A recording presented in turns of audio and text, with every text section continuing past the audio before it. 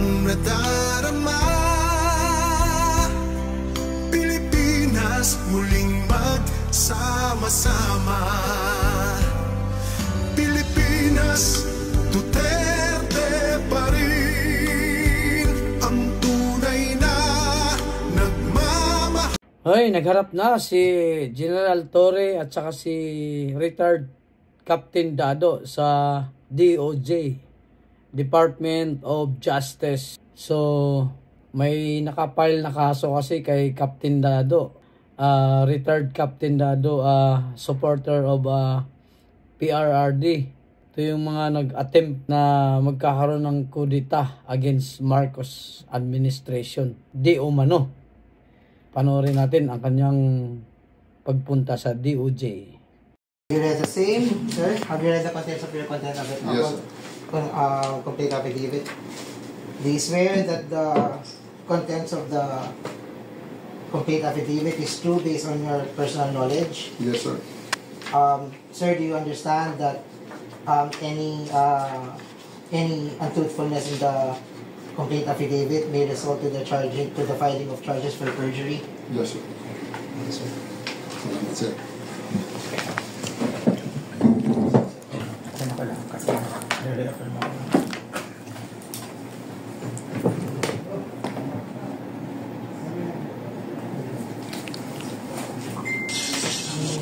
Siya pala si Mr. Clemente.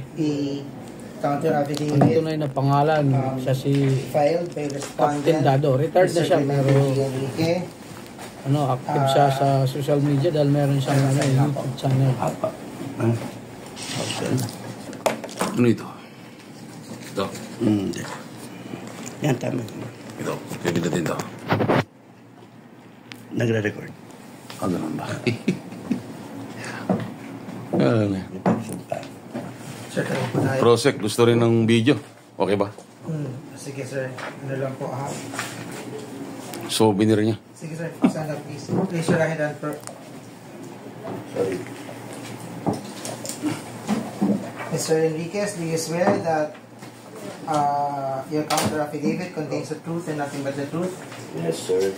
Do you understand the contents of your counter affidavit? Yes, sir.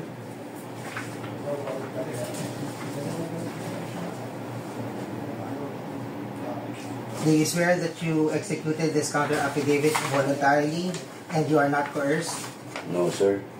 Yes, voluntarily. Okay. Do you understand under oath that any untruthfulness in the counter affidavit makes you liable for charges of perjury? Yes, sir. Okay, thank you, sir. Hindi, kasi nga, ano yan it is meant to harass yung kaso. It is meant to silence me. Magtago ako, ganun yung kay Banta, ganun yung kay Kibuloy, ganun yung kay Congressman Tevez, no? Lahat tago, no? Harry Roque. Yung sa akin, nung pinailan ako, may nag-offer na tumakbo ako at mag-asylum.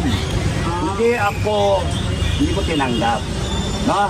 So, sabi ko, harapin ko. Even if makulong ako, kung gusto nyo ikulong ako, gusto nyo ako pasikatin nyo ako. Ay, sige, malaman natin. Kasi kung pinakailangan yung pagkaka-ano nila sa akin, maging hudyat, okay lang. Hindi ko kasalanan yun, kayo gumawa niyan eh. Kayo nag-destabilize sa gobyerno. Kayo ang may problema, hindi ako. Kayo yung pumasok sa gobyerno, kayo nangako eh, sa tao. Good governance is the only answer. Good governance. Ngayon, kung kunyaring patatagalin nyo hanggang 2028, I'm sorry, hindi kayo matatapos sa term ninyo. I'm sorry, iikot bigla ang mundo. Iikot bigla ang mundo. Kasi number one, ayaw ng Amerika sa gago ng gobyerno. Ayaw ng Amerika sa bangag. They will crack down on drugs. Ayaw ng Amerika sa mga, kurap. They will crack down sa mga magnanakaw. Bakit? Kasi kung magnanakaw ang isang regime, ano nangyayari? Yung mga kababayan nila pumupunta abroad, naghahanap ng greener pasture. Saan pumupunta? Amerika. Kaya ang suggestion sa Amerika, talsiko lumalaway. Ang suggestion you clamp down on all the corrupt regime. Delikado tong regime na to, delikado kayo. And yung wini-withdraw na pera, hindi na withdraw. 2 beses na nag-attempt, $10 billion sa Hong Kong. Yes, tama. So, ang daming dapat explain, yung ginto, yung PhilHealth, lahat-lahat, di ba? Yung mga... Yung binabanggit niyang $10 billion na may nag-attempt mag-withdraw sa Hong Kong ba yun? 2 Pilipino, 1 lawyer, no? Paano nililink ni Dado to? Diba? Sino kaya to? At para kanino kaya yung attempt withdraw na $10 billion sa Hong Kong? Naku, Mr. Dado, ano ba yung isiniwalat mo? Kaya nanonood lang tayo. Ngayon kung kunyari Supreme Court, kinampihan pa yung 2025, ginawang dineclare na legal yun, ano pa, wala tayong tatapuan. O diba? So, yun ang panood natin. Kaptato, in connection po sa freedom ng speech, bukas na posibleng ipatawag ang mga vlogger na inakusahang bayaran ng mga narko at pogo. Ano po ang inyong komento? Wala yun, harassment nga lahat yan. Harassment lahat yan. It is meant to frighten yung mga tumatayo. Kita nyo yung sindikato na takutin lahat. Ngayon, kung magpapatakot kayo, wala, takot lahat, di ba? Pero pagka nakikita nila yung mga nagsasalita ay matapang at nag-unite, yun yung mahalaga, mag-unite kayo, mag-unite. Wala, hindi kayo maano. Hindi ubra hindi sila ubra. Kaya ang ginagawa nila, 1 step forward, 2 steps backward. Tinitignan nila. Kung nakita nilang natakot yung tao, walang reaksyon yung tao, panalo tayo. So yun yung ano. Nung nakarang araw, nagkaroon po ng proclamation yung PDP. Doon po sa proclamation na yon ay may binanggit po si PRRD na nag-joke po siya patungkol rito sa di umano kapag gurgor sa 15 na mga senador. Bilang dati po kayong meaning uniform, dati po kayong nangangalagan ng ating batas, no? Ano po yung para sa inyo po ba? Dapat po ba itong seryosohin na joke ni PRRD o hindi? Alam mo, pag kami papatayin ka, hindi mo na sinasabing papatayin kita. Dali yung pinatay ko, 73. Lahat ba sila, sinabihan ko na papatayin ko kayo. 73 yung pinatay ko. Nagpaalam ba ako? Hindi, patay sila. Yung sinasabi ni Digong, joke lang yun. Kasi pagka ikaw may bala ka, hindi mo na sasabi, oy, papatayin kita, mamayang gabi, yari ka, patay ka. Hindi mo na pagpapalam yun. Basta malalaglag yan. Sa amin, in my profession, pagka nagbilang ako, 6 na buwan ka, patay ka na. 6 na buwan. Ako lang nagsasabi nun. Sabi yung tao ko, 6 na buwan na lang ang buhay mo. And binibilangan ka na, 6 na buwan. Bibigay ko yung dossier mo dito sa tao ko. Yun yun. 6 na buwan. Yun na lang buhay mo. That's how it's done. Hindi yung papaalam ko, tatakutin kita. Pagka tinatakot mo, it is meant for you, it is meant to strike a chord inside you para ikaw matauhan. Para ikaw mailagay mo sarili mo sa tamang hulog. Yung ginagawa ni Digong, hindi ano yun. Wala. Ano ba yun? Joke yun. Kung gusto nila, kasuhan nila. Bahala siya magano. Pero nung sinabi, natinig ko yun, sabi ko, brilliant talaga yung tao eh. Why? Because he will defend his daughter. Tanong ni BMR, yung mahigit milyones na miyembro po ng FPF, may inendorso po pa kayong senador? Senador na dating miyembro ng kasundaluhan at mayroon namang sa iba't ibang partido, sir?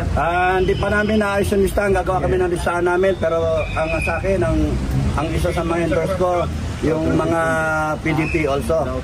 Yung sila Bato, sila Pastor, Bongo, Ibig, no? Marcoleta. Wala pa, hindi pa namin na... Yung siyam. Sabi yung siyam po. Yung siyam. Yung 9 na senatorial sa PDP. Hindi ko pa nakikita yung buong pangalan ng siyam eh. Basta ang sa akin, okay Pastor Tibuloy, okay ako kay Bato, okay Bongo. Marcoleta. Dahil si Bongo, dahil sa nagsilbi yun ng maayos, yung malasakit. Yes. Nagmalasakit yung tao.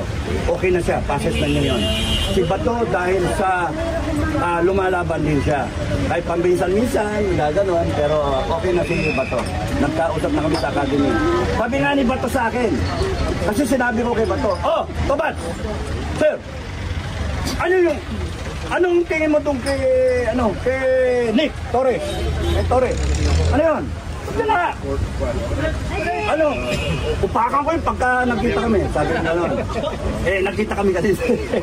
Alam, sabi ko kay Nick Torres, para hindi mag-init ang ulo. Para hindi ako mag-init ang ulo, sabi ko, sabi ni Bato, sir, sumusunod lang na ako. Yun. Huwag na kayo magaling. Patawarin nyo na.